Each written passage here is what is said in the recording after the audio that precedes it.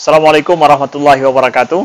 Anda rindu mendengarkan kajian-kajian dari ustadz-ustadz kita dari Aceh? Kunjungi channel YouTube Maulizul Akbar NAD. Subscribe, like, share, komen.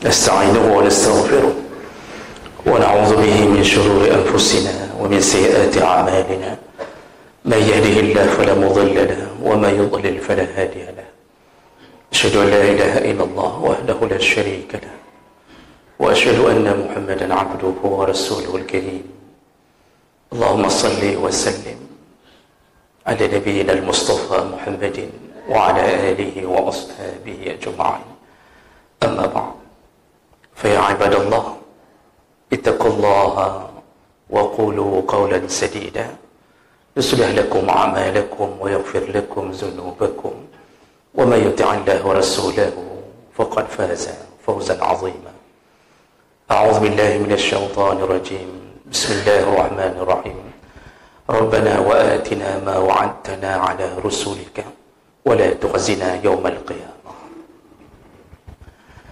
Segala puji bagi Allah, kemudian salawat dan salam kepada Rasulullah, pada keluarga dan seluruh sahabat-sahabatnya.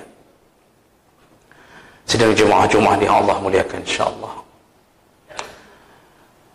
Salah satu doa yang diajarkan Allah kepada para nabinya dicantumkan di dalam surat Ali Imran 194. Hendaknya kita berdoa untuk keselamatan akhirat dengan lafaz Rabbana wa atina ma wa'adtana ala rusulika wa la tukhzina yawmal qiyamah innaka la tukhliful mi'ad. Wahai Tuhan kami, berikanlah kepada kami apa yang telah Engkau janjikan melalui lisan Rasul-Rasulmu, dan janganlah Engkau menghinakan kami. Wala tukhzina yaumal qiyamah, jangan Engkau hinakan kami di hari kiamat. Sesungguhnya Engkau adalah Tuhan yang tidak akan melanggar janji.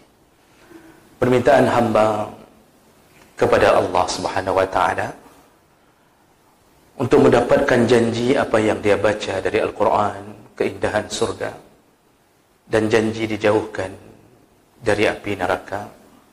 Itu dulu yang diajarkan Allah Subhanahu wa taala. Seakan-akan kita ingin mengatakan, sebagaimana Engkau dulu berjanji, Engkau tidak akan hilangkan amal saleh kami selama kami tidak menghilangkannya. Bahkan sebesar biji zarrah pun Engkau akan menghitungnya, maka berikanlah kembali. Kalimat berikutnya, janganlah Engkau hinakan kami. La tukhzina yaumal qiyamah. Maksudnya dalam tafsir sebutkan, jangan Engkau hinakan kami, Engkau permalukan kami, Engkau buka aib kami di tengah-tengah kerumunan, wahai Allah Subhanahu wa taala. Sesungguhnya Engkau tidak akan melanggar janji.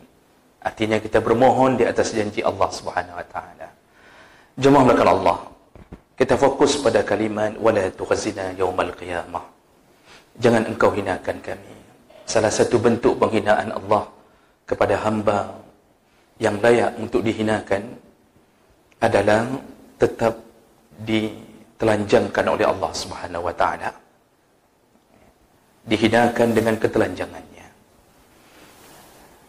Kenapa telanjang itu menjadi hina? Bukankah kita di dunia melihat orang telanjang menjadi hal yang paling tabu? Bukankah ketika ada orang gila yang berkeliling dari satu jalan ke jalan yang lain dalam keadaan telanjang, itu menjadi aib bagi kota tersebut? Bukankah kita orang walaupun kadang-kadang ingin melakukan maksiat, tetapi menelanjangkan diri di hadapan orang banyak adalah sebuah hal yang hina? Jemaah maka Allah, dan kita perlu tahu bahawa semua kita di awal dibangkitkan semua ditelanjangkan Allah, semuanya. Rasulullah sallallahu alaihi wasallam menyebutkan dalam hadis riwayat Tirmizi dengan derajat yang sahih, tusyaruna yaumal qiyamati hufatan ghuratan urla. Engkau nanti dikumpulkan oleh Allah di hari kiamat. Artinya dibangkitkan sekaligus bersamaan, dikumpulkan dalam keadaan tidak memakai sandal, engkau dalam keadaan telanjang, kama khuliqu, sebagaimana engkau pertama sekali. Ketika kita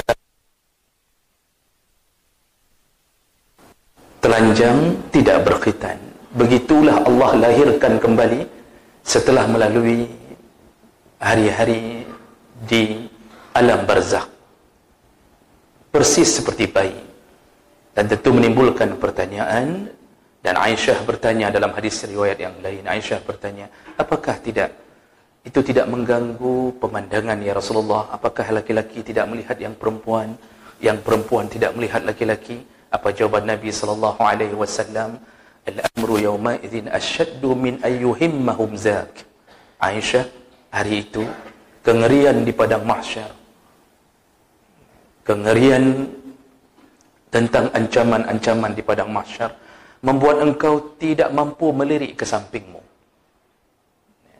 Jadi walaupun telanjang, tidak lagi menjadi sebuah pemandangan yang ingin dipandang. Lalu Rasulullah berkata, kita sambung hadis yang tadi, Rasulullah kemudian berkata, awwalu ma yuksa bihi yaumal qiyamah, dan orang yang pertama sekali diberi pakaian oleh Allah di hari kiamat, yaitu Nabi Allah Ibrahim alaihissalam. Yaitu Nabi Ibrahim alaihissalam.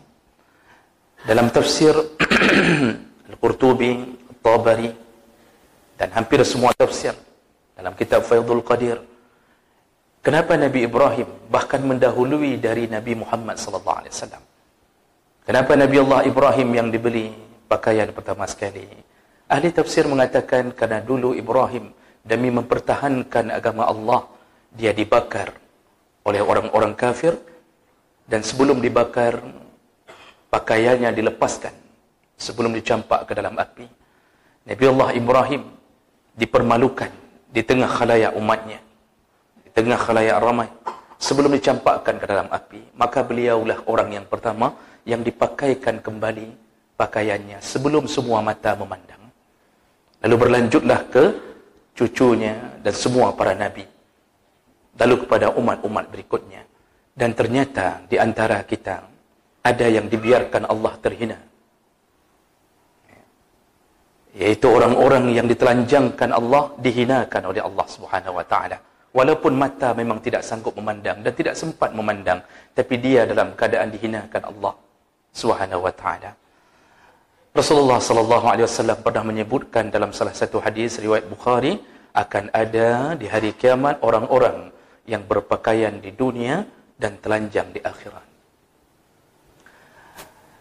Dari Ummu Salamah radhiyallahu anha qalat, istaiqadha Rasulullah sallallahu alaihi wasallam lailatan fazi'an. Pada suatu malam ketika Rasulullah sedang berada di Ummu Salamah, di rumah Ummu Salamah, salah satu daripada istrinya, tiba-tiba Rasulullah terbangun di tengah malam fazi'an, dalam keadaan terkejut. Beliau terkejut. Wa yaqul, lalu beliau berkata, subhanallah, maha suci Allah. Maza anzala Allah min khazain wa ma unzila min al-fitan.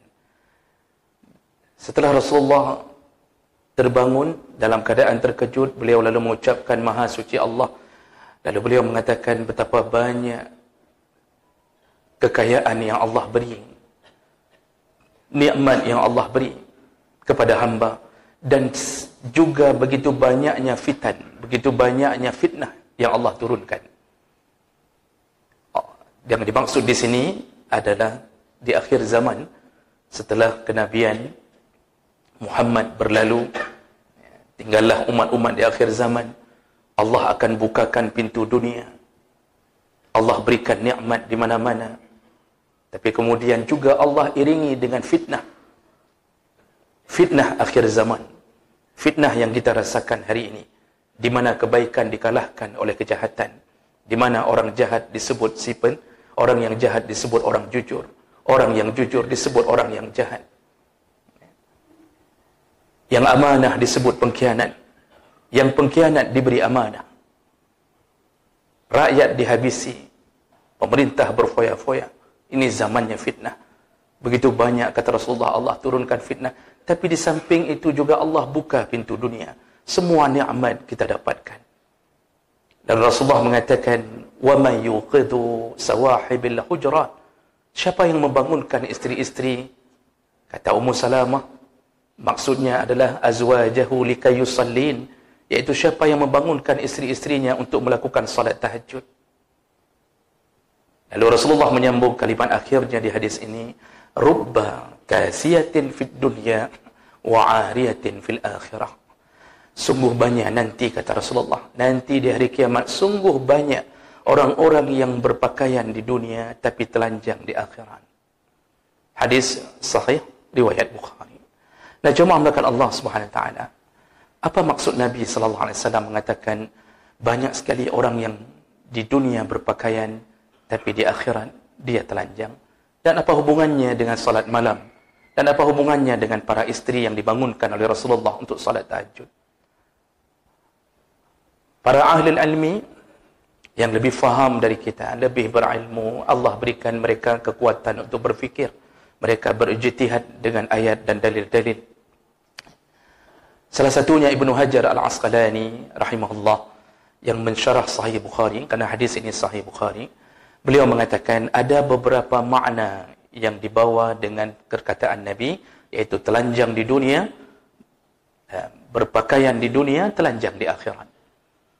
Yang pertama iaitu mereka yang diberikan kekayaan oleh Allah, artinya dia berpakaian dengan kekayaannya, tapi kemudian dia tidak berhasil mendapatkan pahala dari kekayaannya.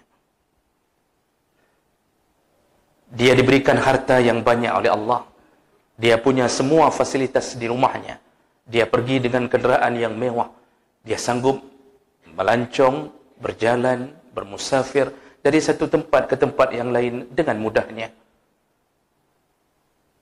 Tetapi kekayaannya tidak bisa membuatnya mendapatkan pakaian, iaitu yang dimaksud adalah pahala. Kaya, tapi tidak pernah mobilnya parkir di depan masjid untuk salat jamaah. Kaya, tetapi tidak pernah dia gunakan hartanya untuk membantu tetangganya yang miskin, atau membantu saudaranya yang layak untuk dibantu. Kaya, tapi tidak pernah memperhatikan kehidupan orang-orang yang dia membutuhkan uluran tangannya. Kekayaannya tidak bisa membuahkan pahala. Maka itu maksud Nabi yang pertama, kata Ibnu Hajar, itu orang-orang yang diberi kekayaan oleh Allah, tapi dia di akhirat seperti orang yang telanjang, tidak ada pahala dari kekayaannya. Maka merugilah dia di saat itu. Ini makna yang pertama. Kemudian makna yang kedua, kata Ibnu Hajar, yaitu orang-orang yang diberi nikmat selain harta. Dan itu lambangnya adalah pakaian di dunia. Selain daripada nikmat harta, diberi nikmat sehat. Allah beri waktu luang. Allah beri kuatnya anggota tubuh. Tapi Masya Allah, dia tidak pernah mensyukuri nikmat itu. Kalau untuk berlari pagi, dia sanggup keliling Lok Semawe sampai 2 kali. Tapi untuk menuju ke masjid yang 5 meter dari rumahnya, tidak pernah muncul. Tidak pernah dia melakukan amalan-amalan saleh yang dia lakukan dengan anggota tubuhnya. Begitu beratnya dia menyembah Allah Subhanahu wa taala. Maka tadi Nabi mengatakan tentang siapa yang membangunkan para isteri untuk salat tahajud. Seharusnya nikmat ini kita bawa. Salah satu buktinya kesalehan adalah dengan bangun di tengah malam. Ini salah satu bukti nyata orang-orang yang mulai mendekat ke Allah adalah dengan membiarkan nikmat Allah beri, disyukurinya, menghadap Allah di tengah malam. Tapi tidak pernah dia lakukan. Dia berpakaian dengan nikmat di dunia, tapi telanjang di akhirat. Tidak pernah tangannya menolong orang. Tidak pernah kakinya menuju ke tempat kebaikan. Tapi kalau ke tempat maksiat, dialah rajanya. Begitu bersemangatnya kita urusi tentang hal-hal yang mubah, bahkan cenderung pada dosa. Begitu bersemangatnya kita urus klub-klub bola kita. Semangatnya kita untuk melakukan permainan-permainan dunia. Tapi untuk urusan akhirat, kita langsung tidak bersemangat. Berpakaian di dunia dengan nikmat, telanjang di akhirat. Nikmat tidak disyukuri Allah, tidak disyukuri oleh hamba setelah diberikan oleh Allah Subhanahu wa taala. Kemudian yang keempat, yang ketiga, jemaah Allah, adalah zahir dari makna tersebut, yaitu orang-orang yang tidak lengkap pakaiannya di dunia, Allah akan telanjangkan di akhirat.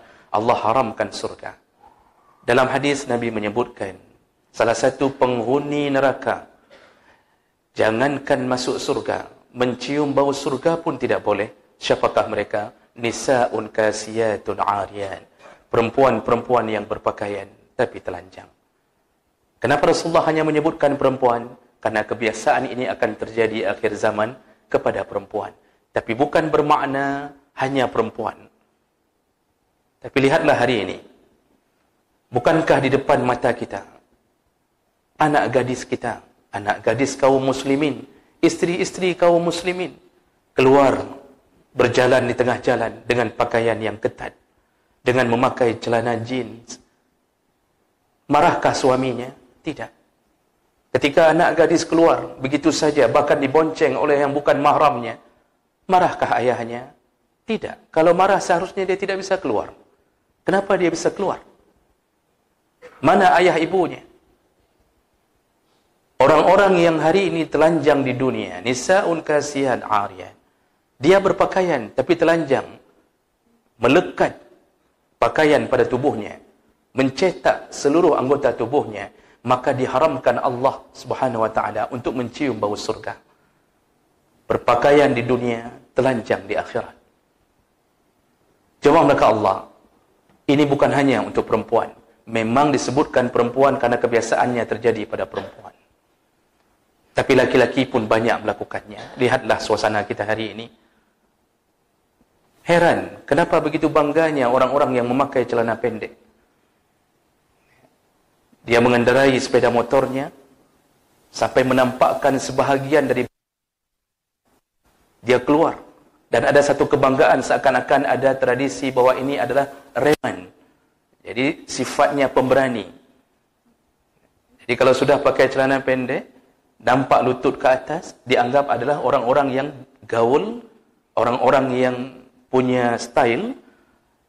Dan itu gaya hidup anak muda kita hari ini. Lihat mereka yang main futsal, lihat mereka yang main volley, lihat mereka bahkan mengambil air galon pun pulang dengan meletakkan galon di hadapannya, memakai celana pendek. Dan itu biasa bagi mereka. Padahal aurat laki-laki, sepakat para ulama mengatakan baina surrati war rukbah, yaitu di antara pusat dan lutut. Hari ini Masya Allah, jogging pagi, jogging sore, para orang-orang yang mengikuti PON, orang yang mengikuti pra-olimpiade, menganggap sebuah hal biasa, berlari satu kota, memakai celana pendek. Dan mereka anggap mereka adalah kebanggaan kota. Begitulah keadaan orang yang Allah hancurkan di akhirat. Dia akan telanjang di akhirat, dan ketelanjangan itu hanya menjadi pemilik neraka. Surga haram telanjang. Kenapa Allah turunkan Adam dan Hawa dalam keadaan telanjang? Allah ingin melambangkan yang telanjang tidak akan pernah kembali ke surga. Tapi Adam dan Hawa segera bertaubat. Mereka kembali kepada Allah. Hampir semua nikmat di dunia yang diharamkan Allah, itu dihalalkan di akhirat. Salah satu yang paling masyhur yaitu khamar. Khamar haram dunia tapi menjadi kenikmatan surga. Berhubungan dengan perempuan yang bukan istri yang sah juga diharamkan di dunia, tapi Masya Allah, Allah sediakan bidadari sesuka hati. Allah halalkan di dunia. Satu-satunya maksiat di dunia yang Allah tidak akan halalkan selama-lama di akhirat adalah ketelanjangan.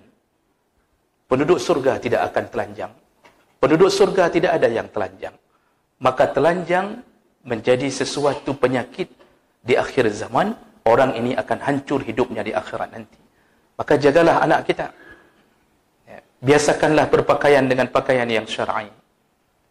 Dan yang terakhir, jemaah melakukan Allah Subhanahu wa taala, Ibnu Hajar menambahkan syarah di atas hadis ini, yaitu maksud yang terakhir adalah ketika pakaian itu yang dimaksud adalah pasangan hidup kita.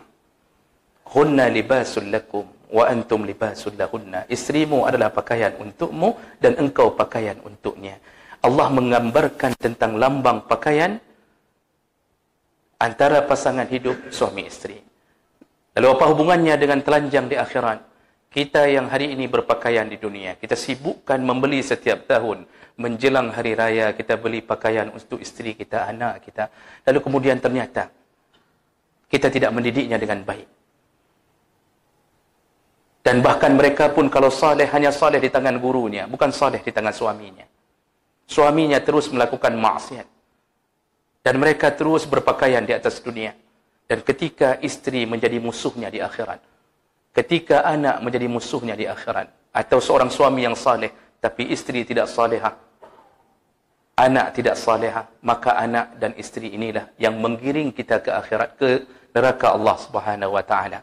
Maka kita dulu sama-sama berpakaian, tapi masya Allah, kemudian kita telanjang di akhirat.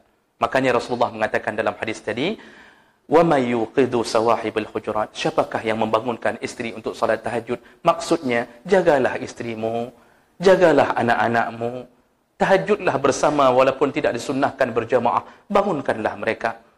Lakukanlah itu untuk membuat keluarga bahagia. Karena salah satu yang Allah sayang keluarga ketika mereka saling membangunkan di tengah malam untuk menyembah Allah Subhanahu wa taala. Maka jemaah melakukan Allah Subhanahu wa taala, janganlah kita menjadi orang-orang yang hanya berpakaian di dunia tapi kemudian ditelanjangkan di akhirat nanti. Dan mudah-mudahan Allah tidak menghinakan kita di akhirat nanti. Barakallahu li wa lakum fil Qur'anil azim. ونفعني وإياكم بما فيه من الآيات والذكر الحكيم وتقبل الله مني ومنكم تلاوته إنه هو السميع العليم